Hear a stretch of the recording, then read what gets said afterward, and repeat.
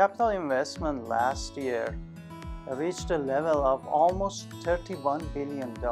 This is a 2.2% increase compared to the previous year.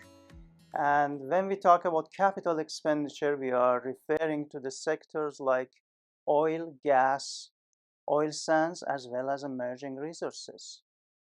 Last year, the price levels for oil specifically was relatively good, as well as we had commissioning of Trans Mountain pipeline expansion.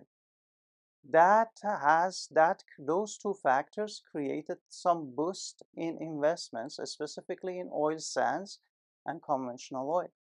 This year, because of the uncertainties we saw, specifically with respect to the US tariff policy, we realized that maybe we need to have a wider range for our forecast. That's how we came up with the idea of having two scenarios.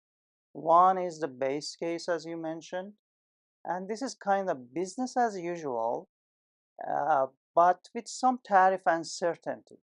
So there is no explicit assumption about tariffs under this scenario, but the uncertainty itself is a factor in our forecast.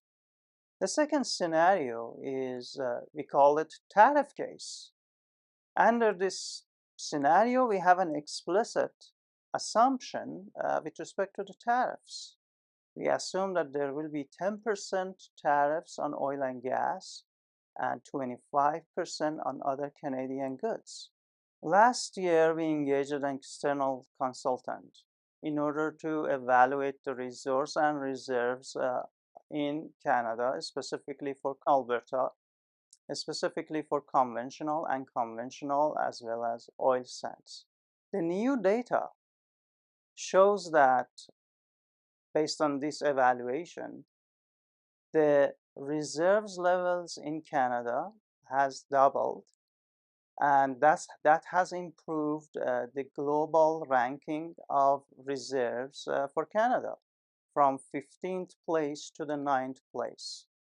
This is really a good news because it is telling us that Alberta is the crucial part of the energy supply in North America, a reliable source as well as affordable source, without any worries of running out of reserves and resources. For more information, go to aer.ca.